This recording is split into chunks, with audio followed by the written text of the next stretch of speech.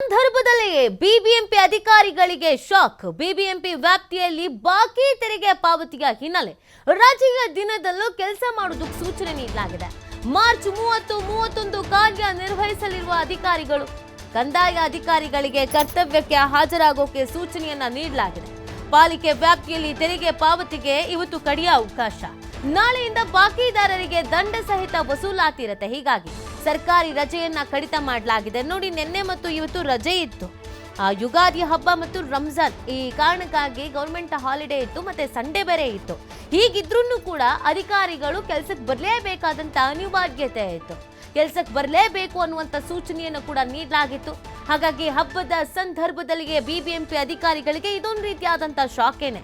BBMP ವ್ಯಾಪ್ತಿಯಲ್ಲಿ ಬಾಕಿ ತೆರಿಗೆ ಪಾವತಿ ಹಿನ್ನೆಲೆಯಲ್ಲಿ ರಜೆ ದಿನದಲ್ಲೂ ಬಂದು ಕೆಲಸ ಮಾಡಿ ಅಂತ ಸೂಚನೆ ಕೊಟ್ಟಂತ ಹಿನ್ನೆಲೆಯಲ್ಲಿ ನಿನ್ನೆ ಮತ್ತು ಇವತ್ತು ಕಾರ್ಯವನ್ನ ನಿರ್ವಹಿಸ್ತಾ ಇದ್ದಾರೆ ಅಧಿಕಾರಿಗಳು.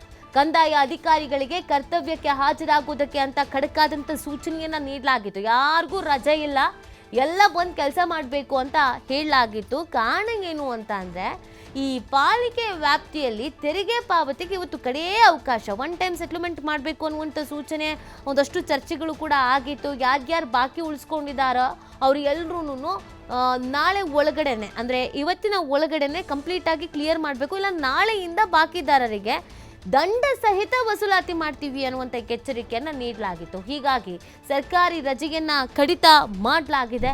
ಸರ್ಕಾರಿ ರಜೆ ಇದ್ರೂ ಕೂಡ ಕೆಲಸಕ್ಕೆ ಬರಬೇಕಾದಂಥ ಪರಿಸ್ಥಿತಿ ಇತ್ತು. ಹಬ್ಬ ಹರಿದಿನ ಏನೂ ಇಲ್ಲ, ನಾರ್ಮಲ್ ಆಗಿ ನೋಡಿ. ನೀವು ಈ ಗೌರ್ಮೆಂಟ್ ಕೆಲಸದಲ್ಲಿ ಇರೋರಿಗೆ ಈ ಹಬ್ಬಗಳಲ್ಲಂತೂ ರಜೆ ಇದ್ದೇ ಇರುತ್ತೆ. ಇನ್ನು ಬೇರೆಯವರು ಕೆಲಸ ಕಾರ್ಯಗಳಲ್ಲಿ ಭಾಗಿಯಾಗೋರು ಭಾಗಿಯಾಗಲೇಬೇಕಾಗತ್ತೆ. ಆದರೆ ಈ ಬಾರಿ ಬಿಬಿಎಂಪಿ ಅಧಿಕಾರಿಗಳಿಗೆ ರಜದಲ್ಲಿ ಇದ್ದಂಥ ಏನು ರಜದಲ್ಲಿ ಇರಬೇಕಾಗಿದ್ದವರು ಕೆಲಸ ಕಾರ್ಯಕ್ಕೆ ಬಂದಿದ್ದಾರೆ. ಹಬ್ಬದ ದಿನ ಆದ್ರೂ ಯಾವುದನ್ನು ತಲೆ ಕೆಡಿಸ್ಕೊಂಡಿಲ್ಲ. ಉನ್ನತ ಅಧಿಕಾರಿಗಳು ಬಂದು ಕೆಲಸ ಮಾಡಿ ಅಂತ ಸೂಚನೆ ಕೊಟ್ಟಿದ್ದಾರೆ. ಹಾಗಾಗಿ ಪಾಲಿಕೆ ಅಧಿಕಾರಿಗಳು ಬಂದು ಕೆಲಸ ಮಾಡ್ತಾ ಇದ್ದಾರೆ. ಯಾರ್ಯಾರು ಬಾಕಿ ತೆರಿಗೆಯನ್ನು ಉಳಿಸ್ಕೊಂಡಿದ್ದಾರೋ ಅದನ್ನೆಲ್ಲವನ್ನ ಪಾವತಿ ಮಾಡಬೇಕು ಅಂತ ಡೆಡ್ಲೈನ್ ಕೊಟ್ಟಿದ್ರು. ಹಾಗಾದ್ರೂ ಮಾಡಿ ಸಂಪನ್ಮೂಲ ಕ್ರೋಢೀಕರಣ ಮಾಡೋಣ ಅಂತ ಬಿಬಿಎಂಪಿ ಮೇಲೆ ಇದ್ದಿದ್ದು ಅದೊಂದೇ ಆರೋಪ. ನೀವು ಸಣ್ಣ ಪುಟ್ಟ ಎಲ್ಲರಿಗೂ ಕೂಡ ಈ ತೆರಿಗೆಯನ್ನು ವಸೂಲಿ ಮಾಡ್ತೀರಾ, ದೊಡ್ಡ ದೊಡ್ಡ ಬಿಲ್ಡಿಂಗ್ಗಳಾಗಿರಬಹುದು, ಅವ್ರುಗಳ ಈ ತೆರಿಗೆಯನ್ನು ನೀವು ವಸೂಲಿನೇ ಮಾಡಲ್ಲ ಅಂತ. ಹಾಗಾಗಿ ಸ್ಟ್ರಿಕ್ಟ್ ಆಗಿ ರೂಲ್ಸ್ ಬಂದಿತ್ತು.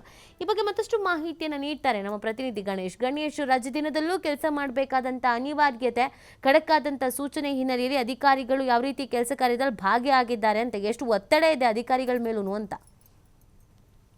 ಬೃಹತ್ ಬೆಂಗಳೂರು ಮಹಾನಗರ ಪಾಲಿಕೆಯಲ್ಲಿ ಸೋರಿಕೆ ಆಗ್ತಾ ಇರುವಂತಹ ತೆರಿಗೆಯನ್ನು ವಸೂಲಿ ಮಾಡಲಿಕ್ಕೆ ಈಗಾಗಲೇ ಬಿಬಿಎಂಪಿ ಆಡಳಿತ ವರ್ಗ ಪಣ ತೊಟ್ಟಂತಿದೆ. ಕಳೆದ 1 ವರ್ಷದಲ್ಲಿ ಸರಿಸುಮಾರು 4,500ರಿಂದ 5,000ರಷ್ಟು 5,000 ಕೋಟಿಯಷ್ಟು ತೆರಿಗೆ ಹಣವನ್ನ ಪಾಲಿಕೆ ವಸೂಲಿ ಮಾಡಿರುವಂತದ್ದು. ಅದು ಒಂದು ರೀತಿಯಲ್ಲಿ ರಾಜ್ಯ ಸರ್ಕಾರದ ಕೂಡ ಶ್ಲಾಘನೆಗೆ ವ್ಯಕ್ತವಾಗಿದೆ. ಇನ್ನೊಂದ್ ಕಡೆ ಸಾಕಷ್ಟು ಒಳ್ಳೊಳ್ಳೆ ಸಂಸ್ಥೆಗಳು, ಆರ್ಥಿಕವಾಗಿ ಸಬಲತೆ ಹೊಂದಿದಂತಹ ಸಂಸ್ಥೆಗಳು ತೆರಿಗೆಯನ್ನ ಬಾಕಿ ಉಳಿಸ್ಕೊಂಡಿದ್ದು, ತೆರಿಗೆ ನೀಡಲಿಕ್ಕೆ ಕಳ್ಳಾಟವನ್ನ ಆಗ್ತಾ ಇದ್ರು. ಅದರ ಮೇಲೆ ಈಗ ಕ್ರಮವನ್ನು ಕೂಡ ಪಾಲಿಕೆ ಆಡಳಿತ ವರ್ಗ ತೆಗೆದುಕೊಳ್ತದೆ. ಅದರ ಜೊತೆಗೆ ಸರ್ಕಾರಿ ಕಚೇರಿಗಳ ಕಟ್ಟಡಗಳು ಕೂಡ ಇದೆ. ಬಿಬಿಎಂಪಿ, ಬಿಡಿಎ, ಬೆಸ್ಕಾಂ, ಲೋಕಾಯುಕ್ತ, ಹಾಗೇನೆ ವಿಧಾನಸೌಧ, ವಿಕಾಸಸೌಧ, ಎಲ್ಲ ಬಹುತೇಕ ಸರ್ಕಾರಿ ಕಚೇರಿಗಳು ಕೂಡ ತೆರಿಗೆಯನ್ನ ಕೋಟಿಯಷ್ಟು ಬಾಕಿ ಉಳಿಸ್ಕೊಂಡಿವೆ. ಯಾಕಂದ್ರೆ ನಿಧಾನವಾಗಿ ಕಟ್ಟರಾಯಿತು ಅನ್ನುವಂತಹ ಇದರಲ್ಲಿ ಆಯಾ ಇಲಾಖೆಯ ಅಧಿಕಾರಿಗಳು ಮೌನವಾಗಿ ಇರುವಂತದ್ದು. ಈಗ ಅದಕ್ಕೂ ಕೂಡ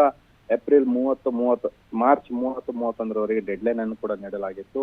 ಹಾಗಾಗಿ ಇವತ್ತು ಕಡೆಯ ದಿನವಾದ್ದರಿಂದ ತೆರಿಗೆ ಪಾವತಿದಾರರ ಸಂಖ್ಯೆ ಹೆಚ್ಚಳ ಇರಬಹುದು. ಸಾಕಷ್ಟು ಫ್ಲೋವಿಂಗ್ ಇರುತ್ತೆ, ಟ್ಯಾಕ್ಸ್ ಪೇಯಿಂಗ್ ಫ್ಲೋವಿಂಗ್ ಇರುತ್ತೆ ಅನ್ನೋಂಥ ದೃಷ್ಟಿಯಲ್ಲಿ ಕಂದಾಯ ಅಧಿಕಾರಿಗಳಿಗೆ, ಸಿಬ್ಬಂದಿಗಳಿಗೆ ರಜೆಯನ್ನು ಕೂಡ ನೀಡಲಾಗಿಲ್ಲ. ಕಾರಣ ಇಷ್ಟೇ, ಏನು ಜನಸಾಮಾನ್ಯರಿಗೆ ತೆರಿಗೆ ಪಾವತಿ ಮಾಡೋ ಸಂದರ್ಭದಲ್ಲಿ ಎದುರಾಗುವಂತಹ ಸಮಸ್ಯೆಗಳಿಗೆ ನಿವಾರಣೆಗೆ ಒಂದು ಸಮಸ್ಯೆ ಆಗ್ಬಾರ್ದು. ಹಾಗೇನೆ ಬಾಕಿ ಇರುವಂತಹ ಪಾವತಿಗಳ ಹಣವನ್ನು ಕೂಡ ಬಹುಬೇಗ ಬಂದ್ರೆ ಇಲ್ಲಿ ಖಜಾನೆ ಕೂಡ ತುಂಬುತ್ತೆ ಅನ್ನುವಂತಹ ದೃಷ್ಟಿಯಲ್ಲಿ ಬಿಬಿಎಂಪಿ ಆಡಳಿತ ವರ್ಗದ ಒಂದು ನಿರ್ಧಾರವಾಗಿದೆ. ಹೀಗಾಗಿ ಪ್ರಮುಖವಾಗಿ ಬಿಬಿಎಂಪಿ ವಲಯಗಳಲ್ಲಿ ಕಾರ್ಯನಿರ್ವಹಿಸುವಂತಹ RO, ARO ಸಂಬಂಧಪಟ್ಟಂತಹ ಕಂದಾಯ ವಿಭಾಗದ ಅಧಿಕಾರಿಗಳಿರ್ತಾರೆ.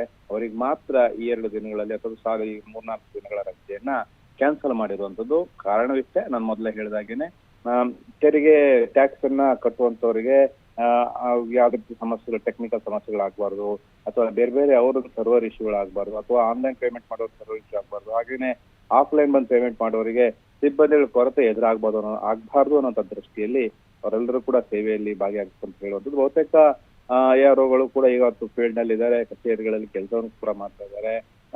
ಹಾಗಾಗಿ ಆ ತೆರಿಗೆ ಸಂಗ್ರಹದ ಪ್ರಕ್ರಿಯೆ ಕೂಡ ಈಗ ಸಾಕಷ್ಟು ಫಾಸ್ಟ್ ಮೂವಿಂಗ್ ಇದೆ ಅಂತಾನೆ ಹೇಳ್ಬೋದು. Okay, thank you.